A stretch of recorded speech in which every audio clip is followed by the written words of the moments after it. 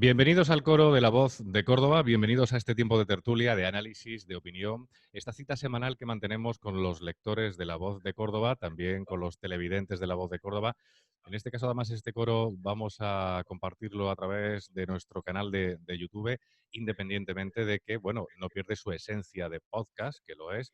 Es un podcast que pueden escuchar, como saben, y compartir a través de distintas plataformas, Spreaker, la principal, que es la que nos acoge, también a través de iVoox, de Apple Podcast y de Spotify. Casi vamos a cumplir un año de existencia, vamos a cumplir un año de esta apuesta que realizó La Voz de Córdoba por ofrecer algo más a los lectores de La Voz y hacerlo además a través de este formato, que por otra parte es un formato que ha venido para quedarse y cada vez va a más, que es el podcast.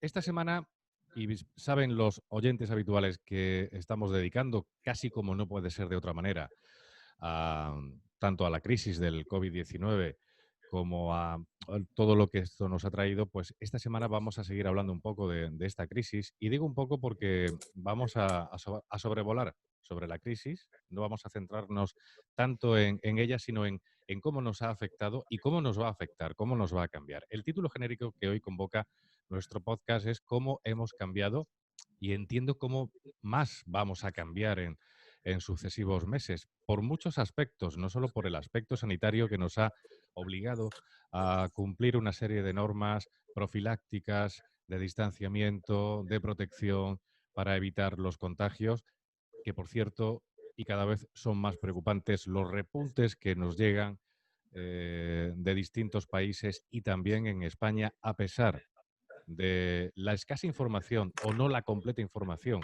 que el gobierno, sobre todo, está ofreciendo al respecto.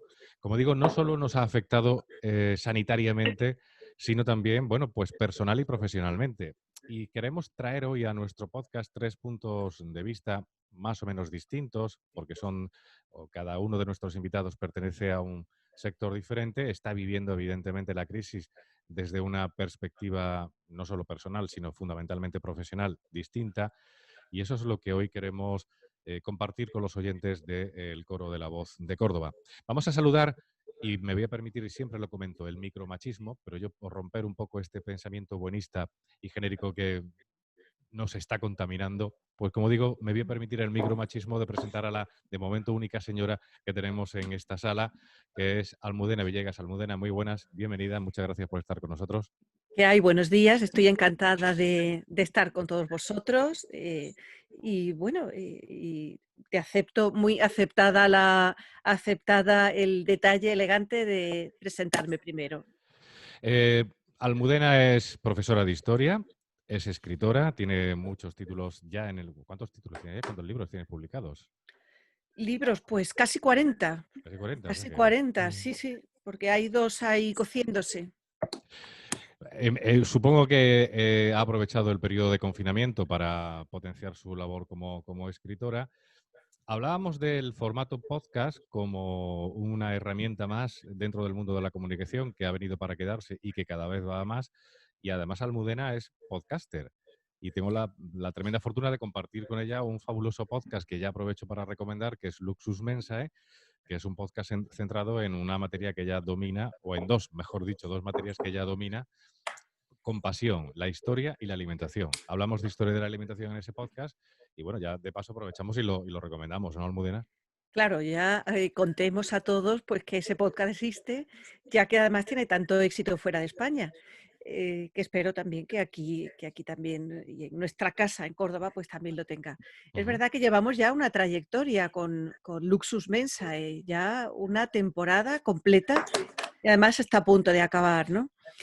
Y que bueno, nos está dando muchas satisfacciones porque además probablemente para Rafa no, pero para mí era mi primera experiencia como podcaster y ha sido muy agradable, muy grato y además de un gran aprendizaje también desde el principio hasta ahora. En realidad esta época que es tan fluida, hablabas al principio, también nos presta esas oportunidades para hacer cosas nuevas y diferentes que probablemente en otro momento jamás habríamos hecho. Ujú. Bueno, el motivo de que hoy estés aquí con nosotros, fundamentalmente, parte primero, bueno, de nuestra relación semanal. Mantenemos una relación precisamente porque grabamos esos podcasts, pero porque hablamos de la situación. Quiero decir, bueno, Almudena además es una mujer que está en el mundo académico, ha vivido esto, bueno, pues como le ha tocado hacerlo. Ha sido muy estricta en el periodo del confinamiento. Sé que sigue siendo muy estricta en cuanto a las medidas de seguridad higiénico-sanitarias, pero además una mujer preocupada por todas las consecuencias que desde el punto de vista social y también político esta crisis nos está trayendo y ha traído, ¿no? Bueno, esta crisis todavía no ha hecho nada más que empezar. Es decir, yo creo que le hemos visto las orejas al lobo y que nos queda por avanzar. Claro, nadie tiene una bola de cristal. Ojalá que alguien nos pudiera decir con claridad, verdaderamente hay que hacer esto o lo otro, pero eso no lo tenemos. Ya. Entonces, por eso creo que en este momento hay que ser prudentes. Observo también con bastante preocupación a un sector que por mi actividad profesional también pues tengo mucha relación con ellos, que es el sector de la restauración. Y me he mantenido en contacto con ellos durante todo el confinamiento y he percibido pues una enorme preocupación, no solamente por el momento de cierre, sino también por cómo iba a ser el día después. Es decir, quizá hay una parte personal de cuidado con uno mismo, que esa es la que cada uno debemos cuidar por propia responsabilidad con nosotros y con los demás, pero también hay otra en la que la economía pues es verdaderamente importante.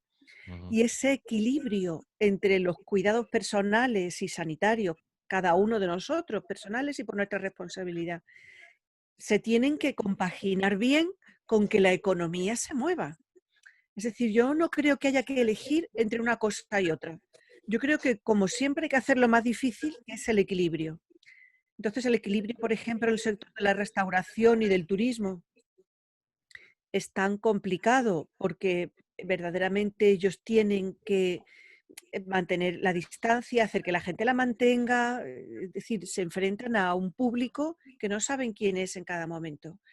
Pero eso hay que compaginarlo con que las empresas puedan continuar y cojan aire y puedan sobrevivir, porque este tiempo de parón y de lapsus a algunas les habrá hecho cerrar ya, otras cerrarán, pero hay que animar a las posibles nuevas que detecten nuevos nichos de empleo y hay que animar a esas otras que verdaderamente estén pasándolo mal, yo animarlas desde el punto de vista Sí. económico, de actividad, pues para que puedan continuar más allá del verano pues su actividad, como además todos deseamos y necesitamos, porque vivimos en un mundo en el que todos estamos muy entrelazados, nos necesitamos unos a otros. Ciertamente. Bueno, pues del mundo de la restauración, como empresario que también está en ese sector, contamos con Alfredo Romeo, ya habitual en el coro de La Voz de Córdoba. Alfredo, muy buenas, bienvenido, muchas gracias por estar con nosotros. Bien hallado. Muchas Y gracias por la invitación. Alfredo responde a esta pregunta que hoy convoca a nuestros invitados, ¿cómo hemos cambiado o cómo estamos cambiando? Responde casi semanalmente desde su canal de YouTube, porque hay que destacar de Alfredo una cosa, y es que no solo es empresario, sino que es observador. Observador y se ha anticipado en muchas ocasiones a la sociedad que ya tenemos. Es verdad que esto era una posibilidad que ocurriera, pero bueno, al final ha sido algo sobrevenido y sorpresivo, aunque algunas de las respuestas que estamos teniendo también de alguna forma tú la advertiste en su momento hace años. Mira, hace poco, pero vamos, es una anécdota, no quiero pasar ni mucho menos por de futurólogo, pero si eres observador y entiendes la tecnología y entiendes el devenir de la sociedad, te gusta la perspectiva. Hace años yo tenía muy claro que, por ejemplo, la renta mínima llegaba. ¿Pero por qué llegaba? Porque por una cuestión de la evolución de la sociedad. Y lo escribía eso hace 5 años. ¿Y por qué concretamente yo hace 5 años ponía que en el año 2020 muchas más personas iban a recibir un ingreso del Estado? Pues básicamente porque estamos en una sociedad donde cada vez más personas, y esto es lo que nos ha acelerado este cambio, y este para mí es la reflexión personal. Lo que antes podría haber llegado de una manera progresiva en 5 años, 6, 7, 8, en algunos ámbitos ha llegado en 3 meses. Claro, ¿eso qué hace? Pues lo que hace básicamente es que las habilidades profesionales que puede tener o tiene tener un sector de la población, y este es el gran drama, no hay nadie que esté dispuesta a pagar por ellas. ¿Eso qué significa? Que no hay un cliente final que yo pague a ti a través de una empresa que esté apreciando tus habilidades profesionales. ¿Por qué? Porque las habilidades que había antaño y que eran las que, digamos, gran parte de la economía hacían falta, pues esas se ven erosionadas. ¿Por qué? Porque llegan los sistemas de información. Pongo un ejemplo muy concreto. La banca tiene el mismo volumen de negocio que hace pues, 10 años, posiblemente, estoy hablando de lo que me da el sentido común, pero tiene la mitad de empleados. ¿Y eso por qué? Pues porque los sistemas de información cada vez utilizan ese tipo de trabajo. Entonces yo creo que uno de los primeros de cómo hemos cambiado es que lo que nos estamos dando cuenta es, o vamos a empezar a reflexionar que, bien, lo que yo sé hacer, ¿quién está dispuesto a pagar por ello? Pero no un empresario. Dice, no, es que me tiene que contratar una empresa. No, sino un tercero, el cliente final. Entonces hay sectores donde realmente ahí van a ser afectados. Y entonces ahí es donde creo que vamos a empezar a ver cómo ese cambio, cómo nos vamos a plantear mucho más el decir, bien, ¿yo qué sé hacer? Y en el momento que sepas que hay cosas que ya es difícil porque ya hay mucha más oferta o sea, oferta de personal que puede trabajar frente a la demanda, ¿qué es lo que va a ocurrir? Que todo al final, y es humano, a quien vamos a mirar al Estado. Y vamos a exigir que al Estado cada vez más se haga cargo de eso. Y entonces yo creo que ese para mí es lo más importante, que no digo que se esté reflexionando, pero yo creo que sí es el pensamiento que va a tener que moldear nuestras acciones políticas a medio y largo plazo. Hay demasiada gente que conforme pase el tiempo no van a tener las habilidades que tienen ahora mismo, no van a ser capaces, ¿vale?, de un tercero ser pagadas. Entonces, o tenemos dos opciones, o cambian muy rápido en lo digital, ya, pero es que lo digital, esto no se aprende haciendo 2 cursos. Esto es una cuestión de interiorización, esto es una larga trayectoria. Y los que estamos aquí, al final, que por lo poco que puedo conocer de la gran trayectoria de los invitados que estáis aquí, sabéis perfectamente que el aprendizaje no se hace de un día para otro, ni se hace un curso, es una cuestión de experiencia. Justamente de eso hemos hablado con Almudena, estábamos hablando Almudena y yo antes de empezar a grabar esto, porque, bueno, precisamente por esto que estamos haciendo, ¿no? Las videoconferencias, hay que ver lo que hemos tenido que aprender, aún sabiendo hacer uso de ellas, porque es verdad que estamos aquí ahora mismo gente que utilizamos habitualmente las nuevas tecnologías, pero a pesar de todo ello hay que ver lo que hemos tenido que aprender y tenemos que seguir aprendiendo en los próximos meses sobre esto, ¿verdad que sí, Almudena? Ya lo creo, nos queda mucho que aprender, pero yo creo que tenemos la base. De todas formas, fíjate, Alfredo, estabas diciendo algo que me interesa una barbaridad, que me parece muy interesante. Este cambio al que nos estamos viendo sometidos. Oye, me oigo con un poquito de retorno. ¿Vosotros me oís así? Un poco sí. No, yo te Yo sí. escucho. No sé si es que tienes el web. Esta es una de las cosas que uno tiene que ir aprendiendo, cómo ajustar los equipos de sonido, en fin. Pero vamos, se te entiende bien, Almudena, perdona, Se, sigue. se me entiende bien. Bueno, Sí. ahora quizá me oís mejor. Bien, pues decía Alfredo una cosa que me ha parecido muy interesante, pero a lo mejor le invito también a que reflexione sobre que esto ya ha pasado otras veces. Fíjate, por ejemplo, en la revolución industrial, en, en la revolución industrial o después, a principios del siglo XX, se quedó muchísima mano de obra sin trabajo directamente, gente en la calle. ¿Qué tenían que aprender? Ellos sí que, mucha gente era incluso analfabeta. Las sociedades, va ocurriendo esto, se van metamorfoseando, van aprendiendo a la vez, quiero decir, no vienen aprendidas, aprenden cuando ya los hechos se producen. Yo creo que es fatal recurrir siempre al Estado, porque al final nos hacemos dependientes de ellos. Y ellos no son tus padres, son el Estado. Es decir, ellos no van a mirar por ti. Yo creo que hay que preparar las herramientas para que la gente...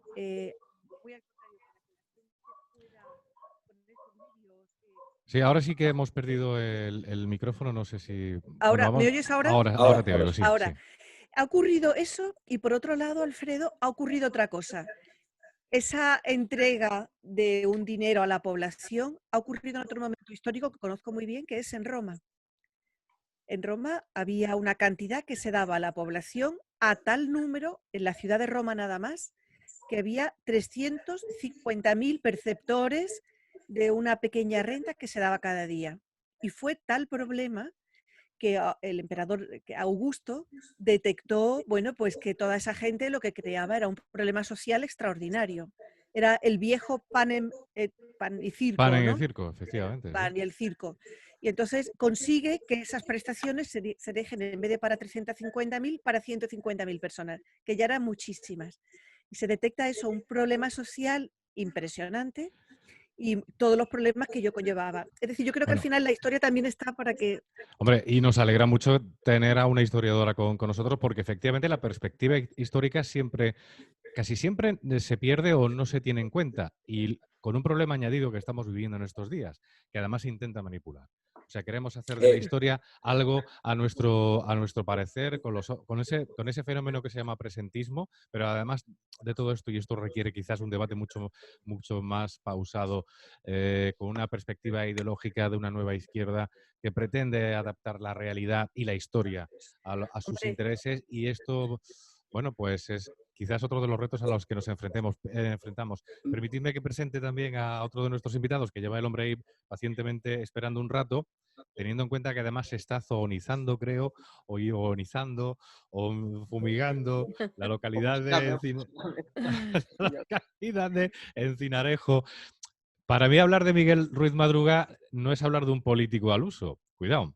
Normalmente solemos tener algún político invitado en el coro, pero para mí hablar de Miguel Ruiz Madruga es hablar de un político de infantería en muchos aspectos. Primero porque viene de un partido de infantería, o proviene de aunque actualmente milita en el Partido Popular, pero proviene de un partido de auténtica infantería como era el Partido Andalucista.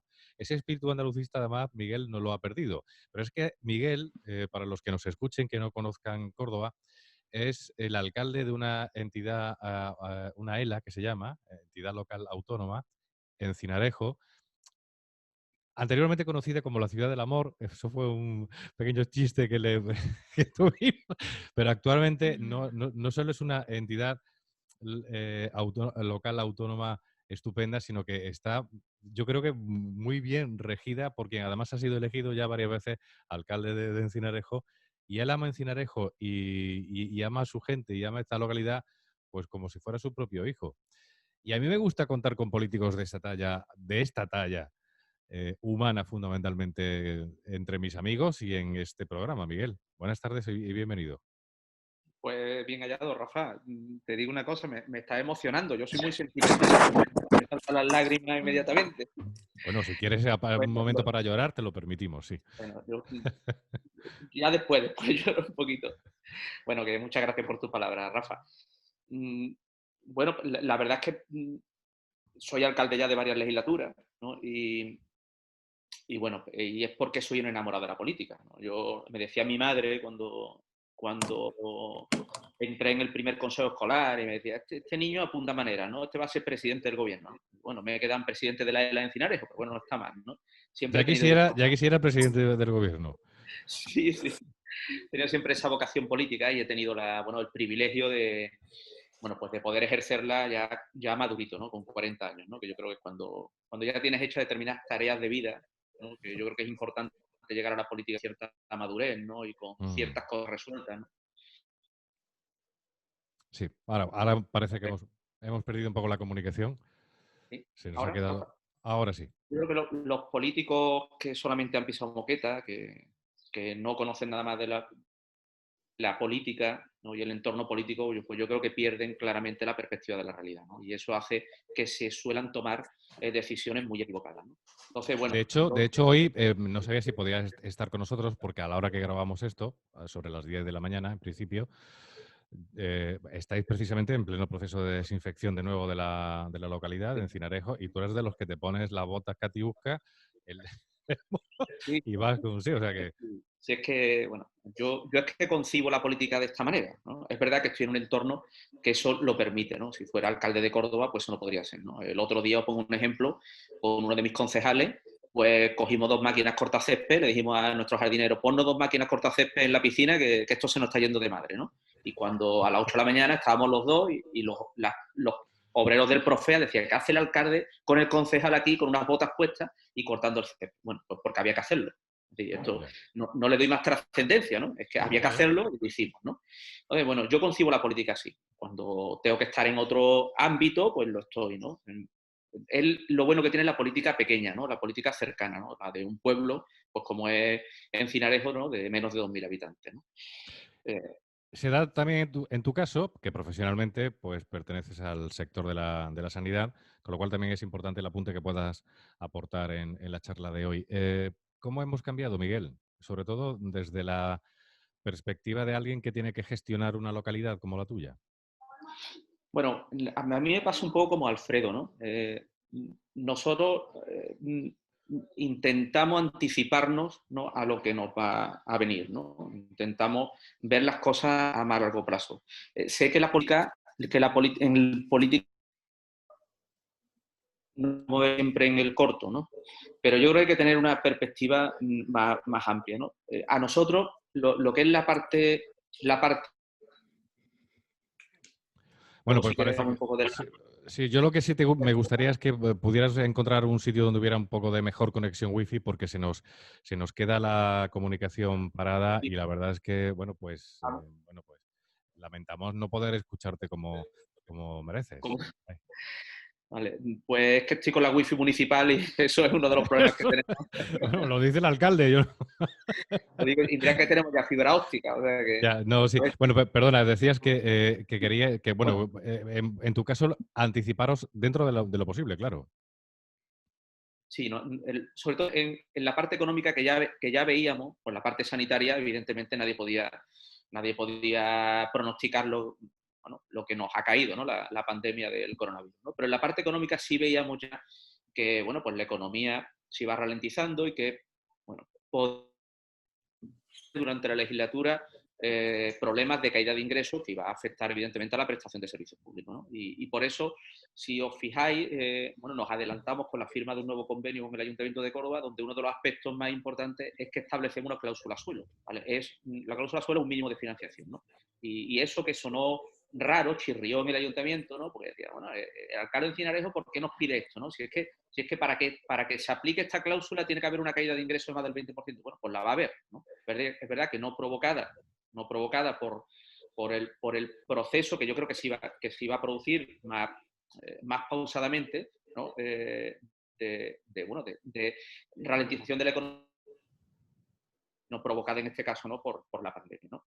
Entonces, bueno, siempre intentamos ver las cosas a medio y largo plazo, ¿no? Y por eso también nuestro proyecto, y eso nos ha venido bien, ¿no?, en nuestro proyecto electoral para estos 4 años se denominaba Encinarejo Pueblo Inteligente, ¿no? Que es, bueno, pues lo que decía Alfredo, ¿no? Es adaptarnos, ¿no?, a esta nueva realidad, ¿no? Que yo no es una realidad, es una realidad, o sea, estamos en el presente, ¿no? Es decir, tenemos que ayudar a que toda esta tecnología que ya está, ¿no?, nos pueda aportar, ¿no?, pues posibilidades de empleo, posibilidades de mejor calidad de vida, ¿no? Bueno, todo lo que nosotros hemos hecho un proyecto, ¿no?, a 10 años vista, ¿no?, para convertir realmente Encinarejo en una Smart City, ¿no? Ya. Con todo lo que eso implica, ¿no? Porque ya veíamos que eso, bueno, ya era incuestionable, ¿no? Había que hacerlo, ¿no? Bueno, la verdad es que en ese aspecto estoy muy tranquilo porque es verdad que lo tenemos todo planificado. Luego las cosas, pues evidentemente tienes que ir modificándolas, bueno, pero lo tenemos bastante bien ordenado, ¿no?, para estos próximos, bueno, para el contexto que nos vienen estos próximos 4 años. Ya. Hay un aspecto que me gustaría partir de aquí solamente una cosa, Alfredo. Sí, Perdón. Lo digo perdón. por por el apunte histórico que ha aportado Almudena y que tiene también que ver con lo que tú has dicho. Y es que efectivamente la historia nos demuestra que hay periodos de crisis. Ha nombrado Almudena la revolución industrial, que fue, bueno, pues un punto de inflexión. Yo creo que el punto de inflexión que nos ha traído, en definitiva, hasta aquí. Después ha habido distintas revoluciones industriales y hay una revolución digital que, bueno, se ve también como una nueva revolución industrial, ¿no?, o como un nuevo capítulo dentro de esa revolución industrial que nació hace algunos siglos. Nos ha pillado también una pandemia.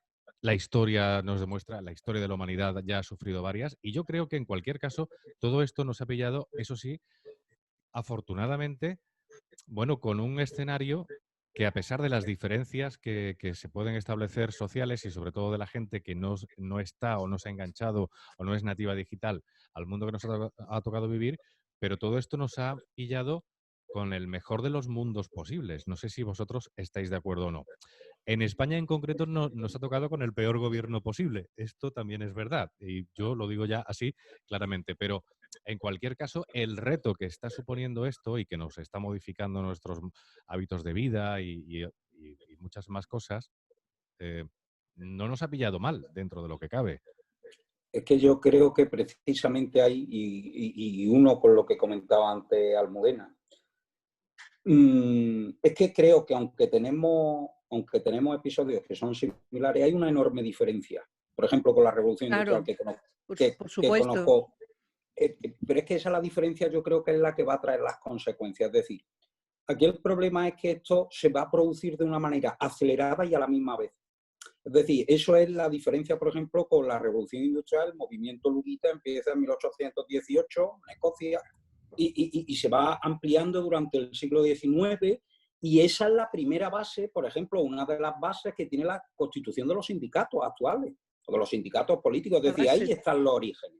Es decir, lo que hay que darse cuenta es que lo que vamos a poner ahora van a ser las bases de un nuevo contrato, acuerdo, que yo, desde mi punto de vista, es el que tendríamos que llegar como sociedad. Yo también me gustaría, yo estoy, Almudena, totalmente de acuerdo contigo. Vamos, soy libertario, hombre, no soy anarcocapitalista, pero me acerco. Pero esa es una cosa, mi deseo, y como me gustaría a mí una sociedad que empezara de cero. Pero el problema de todo son cómo son las transiciones. Y las transiciones de ese mundo, cuando hubo una crisis a final del siglo XIX, a principios del siglo XX, bueno, la consecuencia de alguna manera fue las dos guerras mundiales que tuvimos. Es decir, que las crisis que ya hemos pasado han tenido unas consecuencias luego animadas además, por ejemplo, y a mí eso es lo que me da miedo, y enlazo con lo que decía Rafa. Claro, nos ha pillado mejor, claro, pero es que lo mismo ahora a una persona no irse de vacaciones o no salir a tomarse una cerveza para él es tan vital, porque es emocional, que es lo que estos señores han trabajado tanto tiempo, que comer. Es Pues decir, Alfredo, a lo mejor tenemos que tener más racionalidad y menos emociones. Ya lo decía Margaret Thatcher. totalmente. A lo mejor quiero decir, no quiero decir nada contra las emociones, todos tenemos nuestro corazoncito, yo también, pero a lo mejor debemos buscar poner las cosas en balance y en equilibrio. No salir a tomarse una cerveza no es una tragedia, por el amor de Dios. Pero ahí es Pero donde a la sociedad hay que educarla también. Tenemos que decirnos a nosotros mismos y a los demás, no pasa nada, pero hay otras cosas que son prioritarias, importantes. Esa formación de la que hablábamos. Importa que tú le dediques una serie de horas al día para ponerte al día a esta nueva sociedad, que además tenemos herramientas gratis. Bueno, perdona, sigue. No, pero sí, es una tertulia, así que podéis interrumpiros. si al Ah, final qué bien. si yo creo que hablamos de lo mismo. El problema es, esto pasa como cuando das clases y es al que se está preocupando de invertir su tiempo. Y está hablando para ese. Dice, no, pero si es que para eso no hay que hablar. Si es que desgraciadamente lo que estamos hablando aquí, que todos lo podemos compartir, desgraciadamente somos una mínima parte de la población. La población, en términos generales, y aquí nos metemos todos y que se salve el que pueda. Históricamente el periódico que se ha leído más en España ha sido el Marca.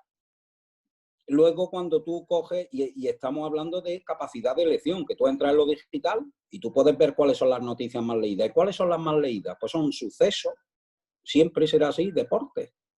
Y luego algún escándalo político o sexual. Si es sexual ya sube para arriba. Es decir, en eso vamos a seguir siendo lo mismo y nosotros, hombre, insisto, nosotros los que estamos aquí representamos una parte de la población que desgraciadamente el pensamiento que podemos tener no es que estemos extendidos. ¿Y por qué no estamos extendidos?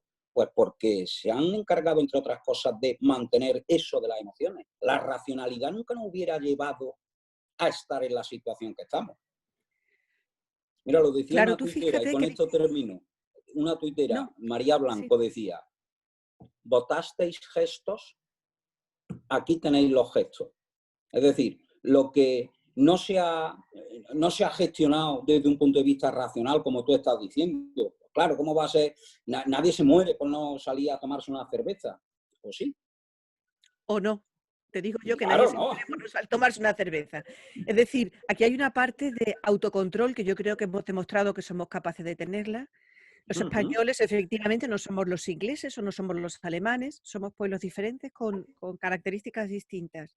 Pero también es verdad que somos absolutamente ni un átomo menos valiosos que ninguno de los otros pueblos que he mencionado. Entonces, que somos capaces de aplicar la racionalidad en vez de la emocionalidad, en momentos además en que las emociones son peligrosas. ¿Cuándo son peligrosas las emociones? En la política, Ahora. en las decisiones importantes. Tenemos la tormenta perfecta ahora mismo. Estoy de acuerdo con Rafa en que tenemos una sociedad, en el momento que nos ha tocado esta pandemia, fantástica. Es decir, no estamos cayendo como chinches, aunque esté muriendo tanta gente, tenemos mucho confort, mucha comodidad, tenemos una serie de cosas que nos han permitido sobrevivir en buenas condiciones. Pero tenemos que seguir. Esto no ha hecho nada más que empezar probablemente. Y yo creo que una de las claves es no apelar a las emociones. Que yo creo que me parece un populismo, me parece tratarnos como si fuéramos niños pequeños, somos gente adulta y con cabezas pensantes, muchos de nosotros. La gente es inteligente, lo que pasa es que es más fácil escuchar lo otro, ¿no? Es más fácil escuchar ese apelar a las emociones. Pero yo creo que hay que aplicar y que hay que asistirnos de la razón Sí, pero y del conocimiento. la política, Miguel, va por ahí. Efectivamente, la gestión de todo esto, el discurso se ha centrado más en las emociones que en la propia racionalidad y, por tanto, en la gestión, ¿no? Sí, es evidente, vamos. Mucha culpa de lo que está ocurriendo lo tiene la clase política. Yo sí creo que va a haber frustración. Va a haber frustración porque nos hemos acostumbrado a vivir de una determinada manera. Gracias a estos 40 años de democracia, bueno, y a los 10 años anteriores de franquismo, ¿no? Pues en España se construyó una clase media bastante potente que ha vivido bastante bien, ¿no? Muy acomodada, con un nivel de servicio que ha sido interesante, y ahora pues vamos a tener que dar un paso atrás que va a generar pues frustración. Pero bueno, eso habrá que gestionarlo. Yo digo que al final pues de las crisis surgen oportunidades, ¿no? Yo no quiero ser pesimista, ¿no? Aunque sí creo que esto además, bueno, haciendo un poco de nuestra realidad como sociedad española, yo creo que aquí había ya un cambio a nivel global, partiendo de lo económico. Yo creo que nuestro sistema no podíamos seguir bueno, con nuestro sistema productivo y con nuestro modelo económico. Creo que los acuerdos de Bretton Woods estaban ya finiquitados, ¿no? Y se estaba ya planteando un nuevo modelo basado en lo racional, ¿no? Volver, por ejemplo, al patrón oro, ¿no? Yo creo que la economía especulativa, ¿no? que parte de los años 40, pues estaba ya agotada, ¿no? O sea, yo creo que aquí se está produciendo un cambio, ¿no? a nivel global, que lo que ha hecho la pandemia, yo creo que es acelerar, ¿no? Cambio a nivel económico, que lo vamos a ver en los próximos meses o en los próximos años, y cambios también a nivel social. Yo creo que va a haber un cambio de valores clarísimo, ¿no? Y de prioridades. Yo creo que si la pandemia nos ha enseñado algo es a valorar cosas que antes no valorábamos. Yo creo que ahora somos más conscientes de determinadas cosas que antes, bueno, pues la entendíamos como algo superfluo, ¿no?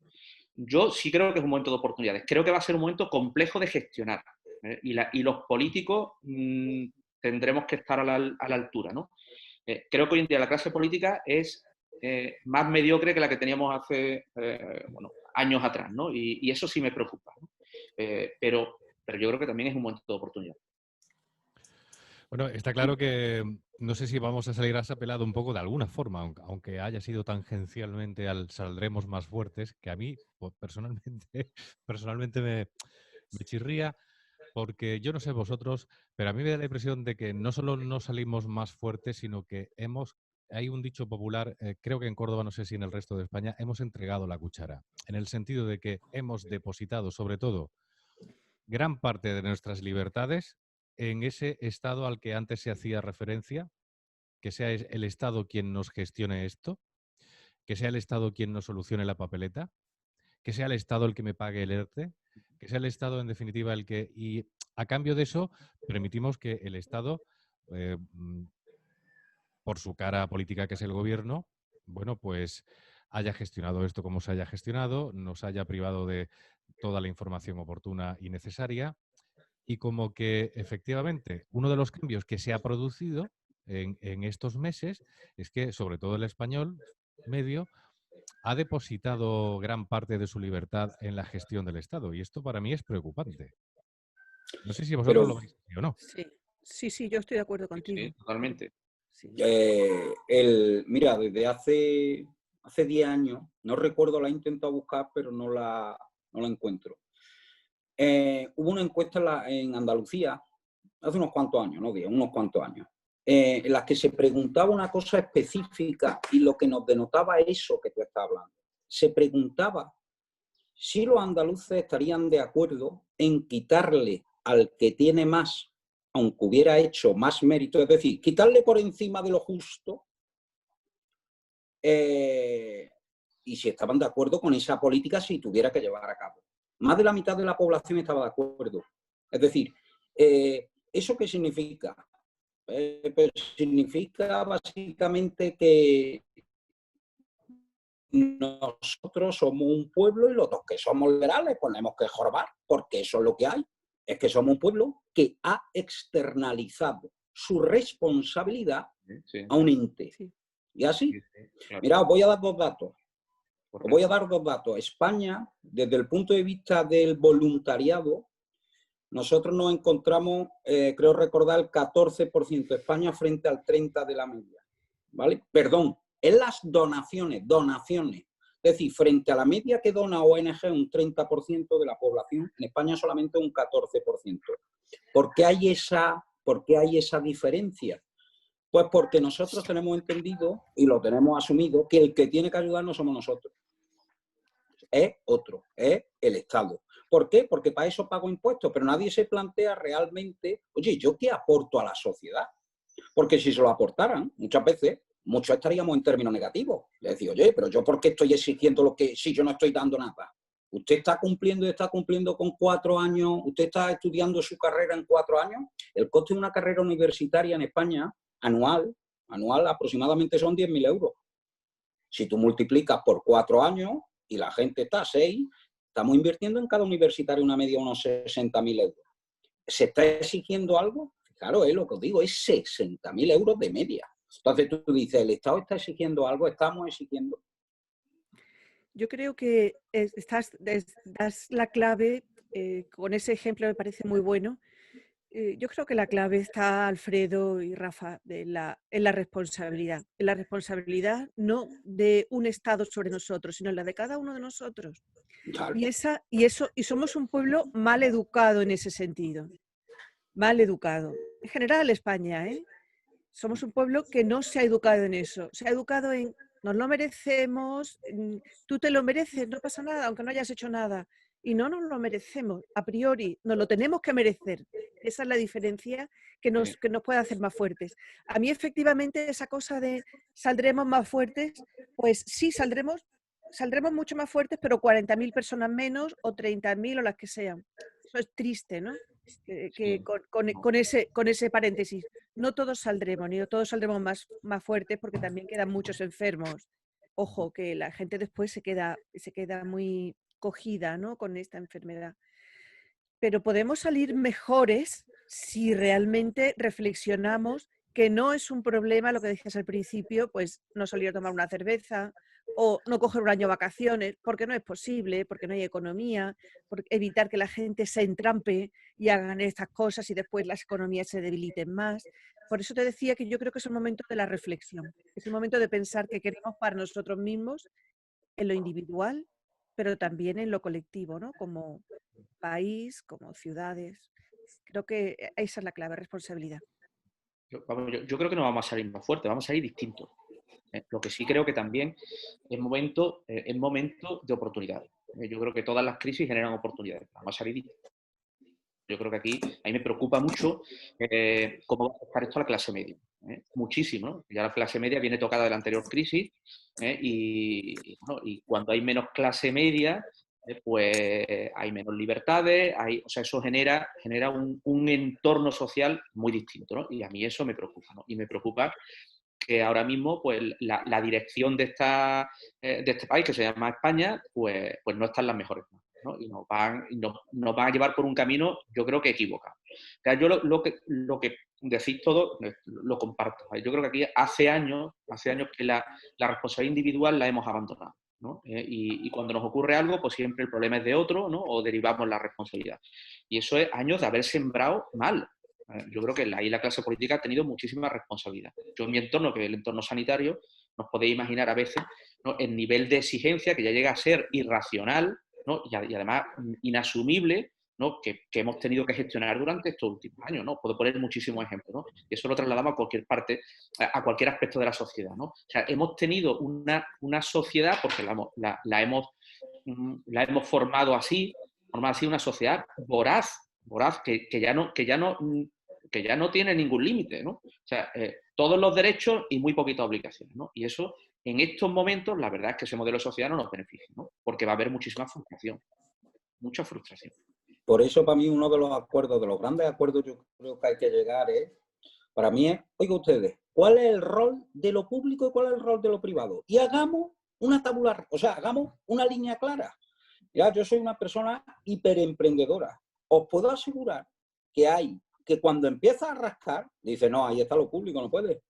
No, aquí está lo público. Os pongo un ejemplo simple, que no estoy diciendo que no sea el modelo, que puede tener o sea, que se podría entender. Aquí hay una empresa pública municipal que es provincial EPRINSA, que es la que da servicio a la mayoría de los ayuntamientos. Entonces tú dices, oye, hay mayor EPRINSA, tú dirás, oye, pues mira, sí, tiene empleo. Y seguro que está, y me consta además, está bien pagado y demás. Sí, pero ¿cuál es la diferencia? Esa es una empresa que no va a crecer en la vida. Si fuera asunción privada, ¿vale? No tendrías lo mismo 100, tendrías 500 empleados. ¿Por qué? Porque habrías tenido la capacidad, gracias a que aquí en lo local tienes buen género de gente, porque hay buena capacidad aquí en Córdoba, has podido crecer. Entonces ahí tienes una limitación. Entonces, oiga ustedes, vamos a hacer saber, oiga usted, lo público que va a hacer y qué va a hacer lo privado. Porque eso nos permitiría, por ejemplo, a los empresarios, a los que invertimos, o sea, tener claro, decir, más o menos, decir, oye, mira, en esto sé que lo público jamás va a entrar. Pero si aquí tenemos a partidos políticos que hasta un cementerio lo quieren poner municipal, joder, dice un cementerio y usted, pero es que la gente se muere por la calle y no tiene, no, es que, y todo manoseando y todo manipulando a los trabajadores, a esos que hablábamos, con esas emociones, y lo hacen sin ningún tipo de pudor.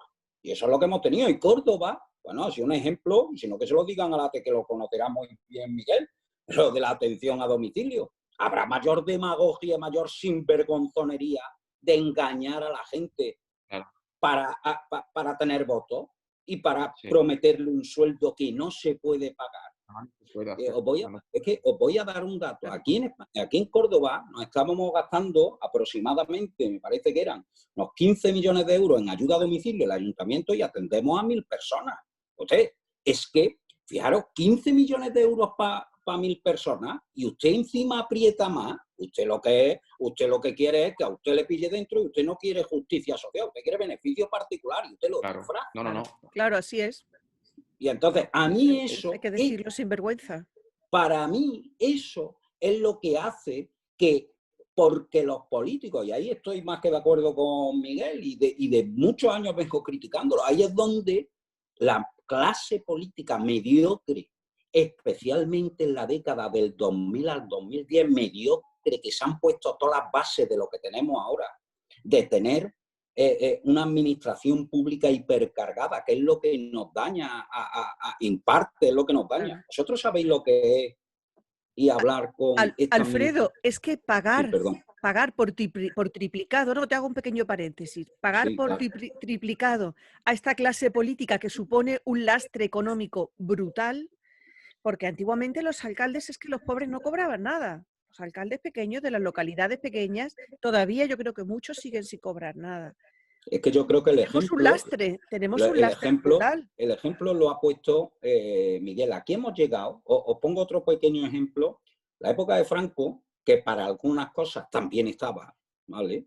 Y evidentemente la falta de libertades nunca es admisible y siempre es un bien superior.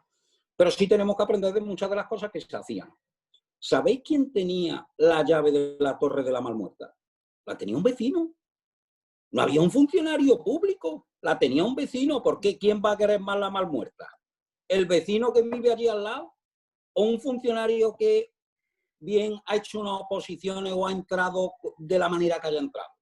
Entonces, eso se ha perdido. A mí me sorprende lo que hace Miguel, como bien dice, de ponerse a cortar el césped en su pueblo, pues lo hace, ¿por qué? Porque tiene amor y vocación pública. Pero él sabe perfectamente que un tanto por ciento no pequeño de la clase política no es así.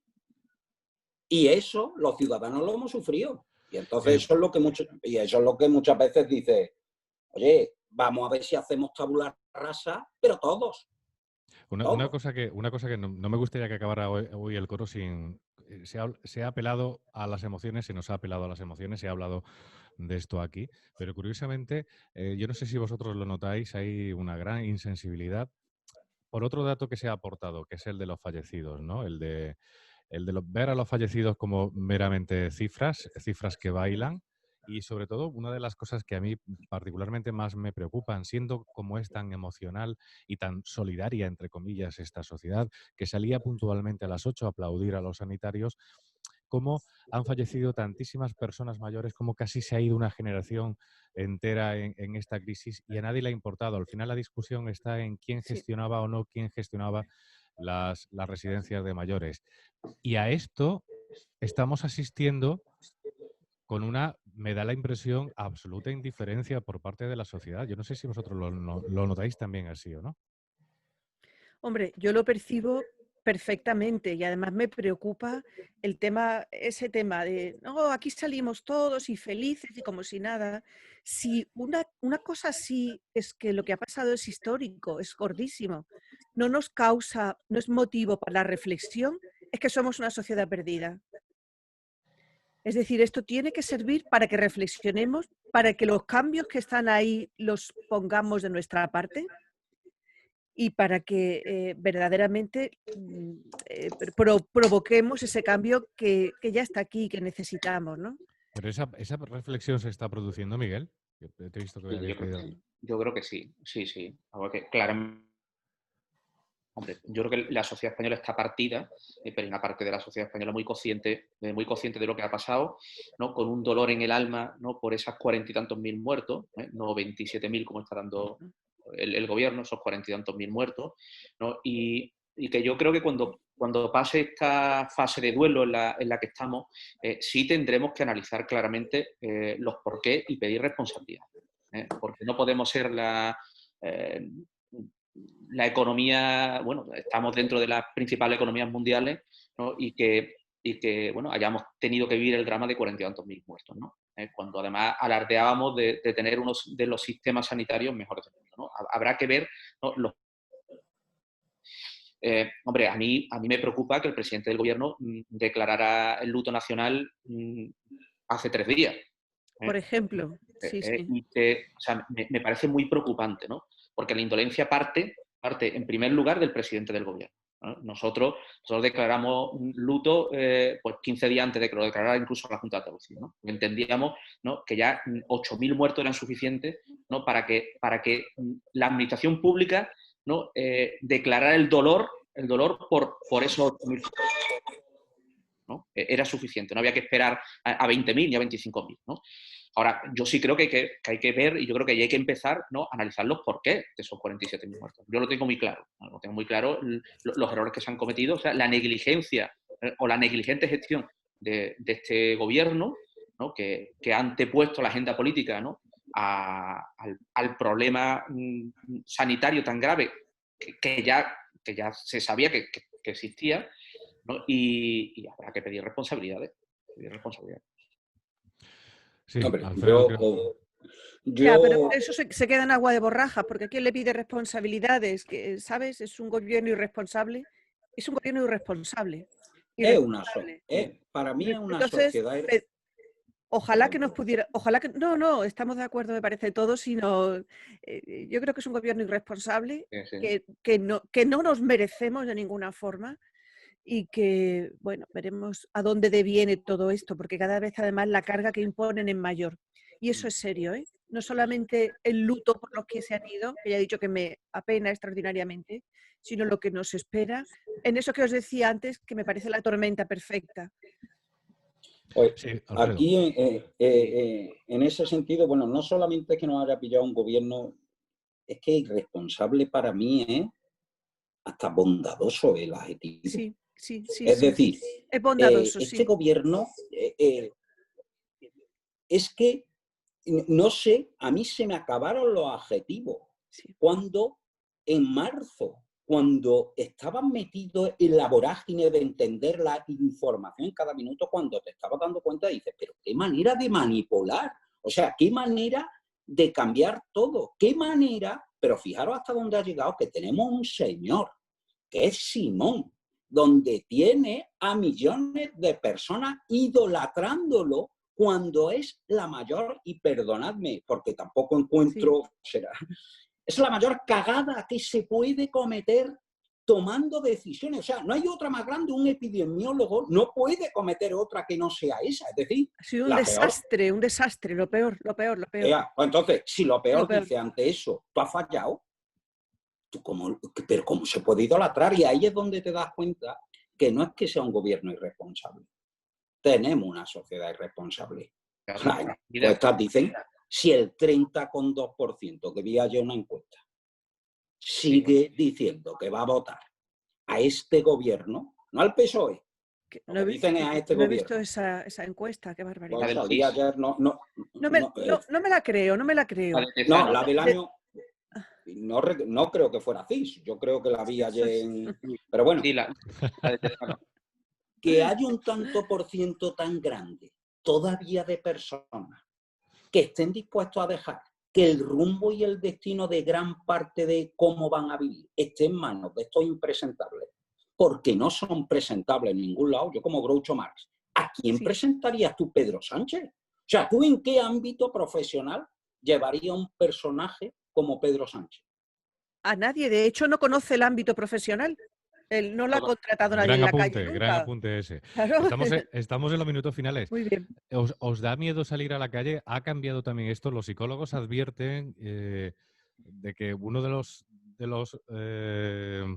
las consecuencias que ha tenido todo esto es que nos hemos vuelto más caseros, tenemos un poco más miedo a salir a la calle. Por otro lado, es verdad que ha habido un amplio sector de la población, y sobre todo en Córdoba lo hemos visto, y yo creo que generalizaba en Andalucía, que se ha tirado como locos a las terrazas de los bares, donde curiosamente no se tienen mascarillas, pero sí la mascarilla es obligada para transitar por la calle. Este tipo de contradicciones a la que también estamos asistiendo. Pero a vosotros ya es una pregunta personal. ¿Os ha cambiado vuestros hábitos o no? Lo mío, yo te diría que sí, pero más por una cuestión también de usabilidad. Y explico este concepto. A ver, salir a la calle es para estar cómodo. Mi madre me enseñó a mí hace muchos años que para salir de tu casa tienes que estar mejor. Y si te vas de vacaciones tienes que estar mejor, si no, para eso no sales. Oye, y a mí no me gusta llevar, o sea, la sensación de tener aquí una máscara no me acostumbro. Claro, no, entonces dice, oye, si me toca acostumbrar, oye, pues esto es lo que hay. Pero como soy empresario y tengo la suerte que gran parte de mi trabajo lo puedo hacer desde casa, mi vida se ha cambiado. ¿Eso qué significa? Pues que ya lo mismo hay 75, 80, 100 euros, por poner, que ya no me gasto en la calle en un mes. Claro, y entonces ahí sí, y es lo que hablábamos, que esa otra de las consecuencias, y dejo, que sería muy interesante, te lo apunto ahí, Rafa, de hablar cómo el valor de lo físico ha bajado un tanto por ciento per se. Lo físico. ¿Por qué? Porque nuestro consumo ahora mismo no es tanto, no se produce. Otro dato, en Estados Unidos el comercio electrónico ha pasado en 2 meses del 16 al 24% del total del volumen. Es decir, 8 puntos porcentuales que el comercio se hayan movido al online. Estos miles de trabajos a la vez son eso. Entonces, yo sí he dejado, y creo que como yo, habrá más gente, pero personalmente para mí es por la sensación de la máscara. Ya. Bien. Almudena. Bien, mi vida rutinaria, quiero decir, yo trabajo mucho en casa, pero en realidad ha cambiado porque soy más prudente. Y soy más prudente porque las personas con las que convivo, pues sería para mí una gran responsabilidad traer o llevar y contagiar. Verdaderamente estoy incómoda también con la mascarilla y la llevo todo el tiempo que puedo, que estoy en la calle. Pero terminando esto con una parte positiva, si queréis, verdaderamente se van a ir muchos puestos de trabajo, pero también creo que estamos viviendo en el nicho para que nazcan otros muchos. Y hay que estar pendientes de esa nueva apertura que nos trae esta sociedad para poder aprovecharla y poder sacar partido. Creo que la tenemos en nuestras manos, así que no quiero dejar una visión negativa, ¿no? Miguel, yo sé, o cualquiera que siga a Miguel Ruiz Maduga por Facebook, hombre, sabe que tiene actividad en la calle como alcalde que es, pero después creo que casi no sales de la cocina, ¿no? Te has parapetado en la cocina. Por cierto, Almudena no sé si te sigue, debería seguirte. Ahí es No, pero le seguiré. ahí es donde lo doy todo. Donde lo doy Ya todo. ves. La cocina, la cocina. Sí, bueno, yo he estado al pie del cañón, ¿no? Porque entendía bueno, que hacía falta que el alcalde estuviera, ¿no? Y no he teletrabajado. He estado todos los días en el despacho y con mis medidas de seguridad. A ver, aunque sea crítico con algunas de ellas, mira, si una de las cosas que sí me ha dejado claro esta pandemia es el descrédito de la Organización Mundial de la Salud. Descrédito total. De acuerdo. Ha estado al servicio de otros intereses y no al servicio de la salud, ¿no? Por eso estos bandazos que se han dado a nivel de recomendaciones, ¿no? A nivel clínico, ¿no? Y que yo creo que analizaremos en el futuro, porque esto se va a poner blanco sobre negro, que muchas de las muertes que se han provocado han sido iatrogéneas, provocadas porque ha habido una mala información, ¿no? De cómo se debía de atacar, ¿no? ¿no? Desde el punto de vista clínico a esta pandemia, ¿no? Yo miedo me niego a tenerlo. Evidentemente, bueno, pues cumplo con las medidas que se me exigen, ¿no? Aunque no esté de acuerdo con ellas, pero miedo no. Porque eso yo creo que en parte es lo que quieren, ¿no? Y yo eso no lo voy a permitir, ¿no? Y no me lo voy a permitir. Porque también hay esto que eso ya pasó con los atentados de las Torres Gemelas, ¿no?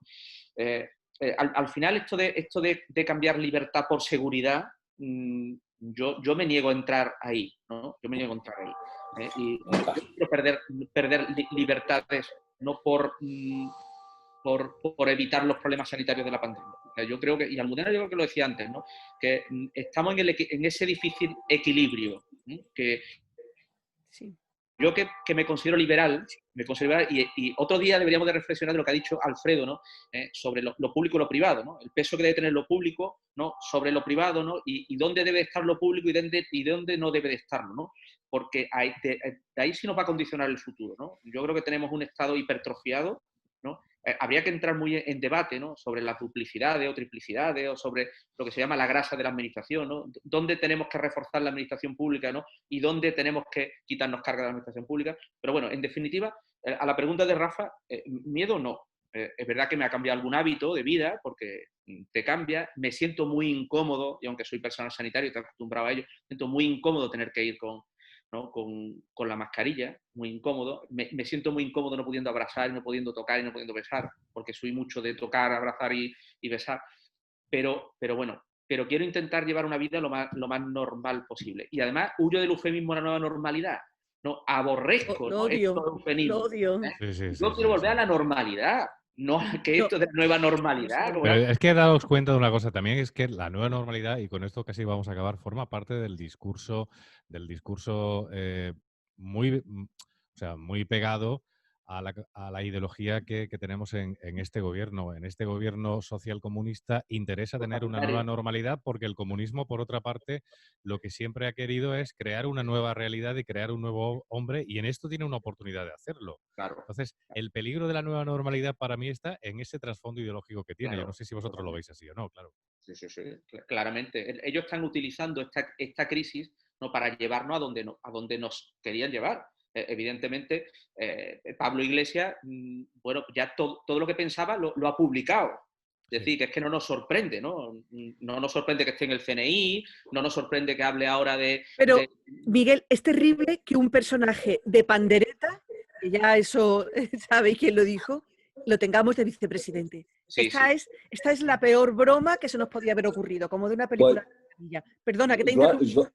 yo, Almudena, yo te diría que es más de pandereta Pedro Sánchez. Es decir, porque yo puedo entender en la historia el populista que tiene una coleta y que se confunde. Pero Pedro Sánchez, o sea, Pedro Sánchez, vuelvo a decirte, tú dime desde un punto de vista, ¿en qué ámbito tú te llevarías a Pedro Sánchez y para qué?